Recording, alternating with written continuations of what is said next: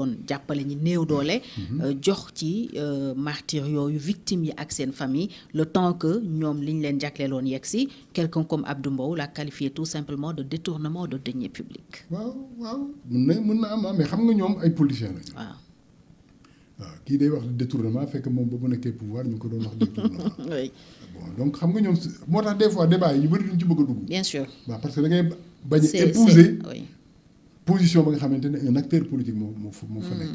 mais sànq wax nañu ci acteur politique ak seen melokaan. waaw c'est vraiment des nombrilistes. c'est selon leur position selon aussi leur position, surtout voilà. oui.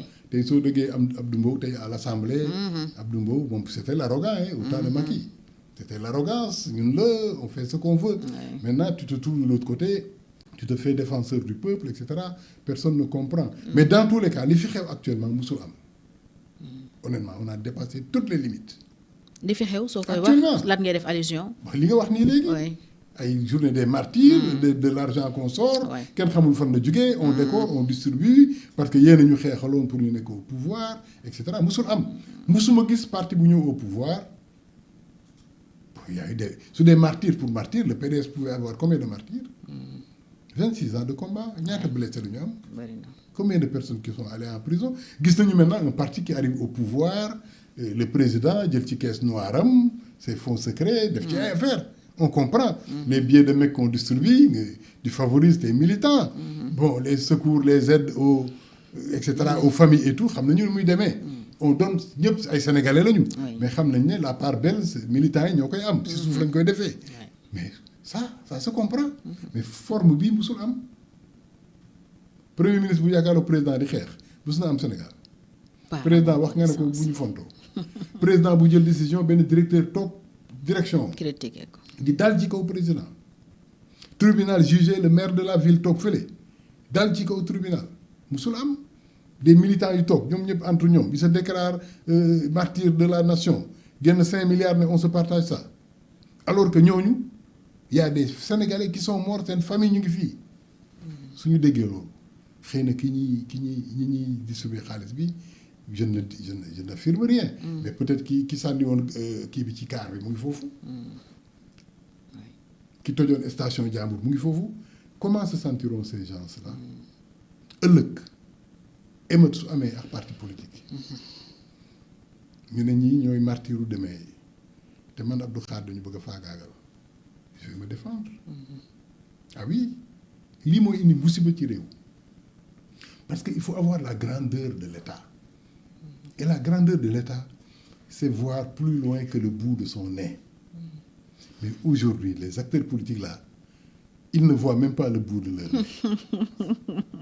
non mais je t'assure Fatou non da nga leen di déglu ñuy jëf nga leen di gis ñuy wax tu te poses des questions quoi tu te dis attends ñii ci ban planète la ñu nekk. non c'est impossible. ban planète ngeen nekk. un discours ba nga xamante ne kenn xamul lu muy nirool partout. Bon maintenant comme je te l'ai dit hein, les peuples naissent et disparaissent. Des événements ont failli écarter l'Afrique de la carte du monde. wax nañ ko léegi. L'esclavage, la colonisation. C'est un effet retour. Cheikh Anta il a découvert une merveille.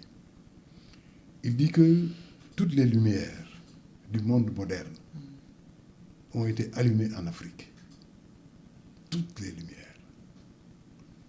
Bi ñuy créer la civilisation égyptienne. C'est les gens qui quittaient l'Occident pour venir apprendre la science en Afrique. ñu weex ñi ñoo doon nekk mindaanu ñu ñuul ñi comme ni mu amee tey ñuy dem. C'était l'effet inverse. Quand ce peuple lébou était dans le delta du Nil, il y avait deux types de lébou, les lébous noirs et les lébous blancs. Les lébous blancs Europe la ñu jógee ñëw émigré ñëw.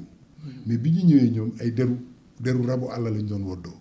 C'était des sauvages. fekk ñu ñuul ñañ fi fekk ñu ngi doon ràbb di sol ay piis. avancé nañ. et ñoom la ñu doon oowee les xonq bopp. c'est-à-dire les sauvages. ok léegi le miracle de c'est-à-dire la grande équation que Cheikh Anta qu'il n'a pas réglée c'est comment s'explique la régression de l'Afrique. Par quel magie? Par quel miracle on a quitté le sommet de la montagne pour nous retrouver au sous-sol? Ce basculement la comprendre loolu lan ma ko waral. yow comprendre nga ko. non mënu ma comprendre lu Cheikh Anta comprendre c'est le grand maître. mais am na peut-être. oui non tu devines. oui des explications. c'est les basculements de l'histoire li nga am soo ko xamul. gérer woo ko préserver woo ko tu le perds. C'est la dialectique de l'esclave et du maître. L'esclave qui devient maître à la place du maître. Et le maître qui se retrouve esclave. Parce que c'est par le travail qu'on conquiert la stature de maître. Mais une fois qu'on devient maître, on se met sur sa litière. Vous êtes esclave.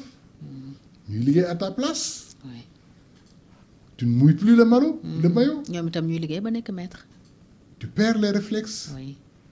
Tu perds la force. Tu deviens de plus en plus amorphe. Et c'est ainsi que tu perds le pouvoir. Et par le travail, l'esclave devient maître. Devient maître. Mais le malheur, c'est l'esclave qui s'enfonce de plus en plus dans le sous-sol, qui n'apprend rien par le travail. L'esclave qui ne travaille pas. C'est-à-dire le pauvre qui refuse de travailler. Pauvreté. Un pouvoir. nga laaj pouvoir Sénégal bu ñu jox la ko. ba tey Sénégal amul ndox. y a des coins du Sénégal soriwul dara mburu Dakar bu boobu bii bi ñuy sànni. dañuy récupérer. su ñu demee ñu gajafal ko. dugal ko ci ay saaku suul ko ci taatu ndaay di ko arrosé. su ñu bëggee lekk mburu dañuy gas sulli mburu boobu lekk. am na Sénégal des coins yi nga xamante ne ils font des kilomètres pour am ndox. am na teen yi nga xamante ne dañuy takk fas suñu wàccee bac bi fas bi war fas bi muy daw. pour ndox génn. y a des gens qui ne voient pas l'électricité. am na ñu xamul téléphone portable. dañuy tukki pour charger seen batterie portable. loolu dëgg la. Fathiam. ñu fal la ci réew boobu. ñu ne la à partir de tey Fathiam tu es le ministre le premier ministre du Sénégal. ou le président de la République. ou le président de la République ou le ministre de l'Agriculture nga tal di titre wax wane yére bu rafet nga tal di xuloo nga tal di teesante ci leneen. c'est que xamoo li tax ñu fal. c'est grave mais ce peuple là kañ lay émerger moo tax Ablaye Wade loo ko mënti critiquer tu sentais dans son cœur ce désir. Et cette soif de faire émerger le peuple. xëy na il est venu trop tard au pouvoir fekk na mu màgget. et soo màggetee maam ngay doon. nit ñi dañ lay nax di la kalli-kallee. foofu la toll woon malheureusement pour nous. mais il le désirait même dans son discours. et malgré l'âge il a pu réaliser des choses. Mais il a pu réaliser des choses. mais tey jii nga dégg des autorités sénégalaises qui ont 40 ans. rien dans le cœur parce que le discours est vide. Fathiam vide aucun désir dans le cœur parce que nit ki désiram mais c'est son discours moo koy révélé. il le porte partout. non attends Thomas Sankara soo ko mën nga bañ a ànd ak moom. mën nga bañ a d'accord ak moom mais il avait la flamme et flamme bi ñëpp ko doon sentir Sékou Touré nga bañ ko nga bëgg ko la flamme était là. su waxee rek nga xam. non attends da nga koy xool xam ko. koppateem lay teg ci bopp bi pare na ci su demee Europe di wax président Europe gars yi dañuy jël note di bind mais tey vide. avec un grand V. waaw yow avec 4 grands V nga naan un grand V. non mais c'est extraordinaire Fathiam je t'assure ce qui nous arrive là. je dis soo yeewoon Senghor wala nga yee Cheikh Anta nga yóbbu ko.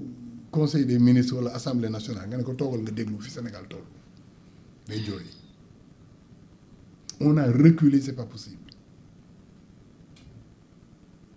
possible. tu imagines un peu on prend un jeune bu nekk ci télé bi di saaga nit ñi di wax lu ko neex tu le retrouves en réunion avec nos autorités ñu toog sur la même table mën a déggoo nekk ci même longueur d'onde. Non, comment un premier ministre peut être sur la même longueur d'onde que l'insulteur là de Facebook? mën a toog ak moom di waxtaan. Tu retrouves, tu vas dans l'opposition, tu vois des insulteurs publics aussi, des influenceurs qui sont là. nga toog ñu toog ak ñi bëgg a yore réew mi. nekk sur la même longueur d'onde. Fatia. c'est-à-dire que réew mi foofu la nekk quoi. non foofu la réew mi nekk. ok c'est pourquoi il faut qu'on se mette debout. Qu'on réapprenne aux gens ce que c'est que la République. Qu'on réapprenne aux gens ce que c'est que le président de la République. Parce que Diomaye, c'est pas l'homme Diomaye. oui c'est l'institution. C'est l'institution. C'est-à-dire que tu l'acceptes ou non. Que tu le veuilles ou non. Que tu dois respecter. C'est pas l'homme. C'est l'institution. Parce que si on remettrait en cause l'institution, tu plonges l'institution dans la boue. C'est pas l'homme Diomaye que tu déchois. Oui. Tu le déchois certes, mais tu ravales l'institution au niveau inférieur. Et le manteau président, comment tu portais d'autres am daraja bi. C'est pourquoi Saint-Exupéry disait que dans son royaume, il interdira la caricature. Parce que la caricature est une mauvaise chose.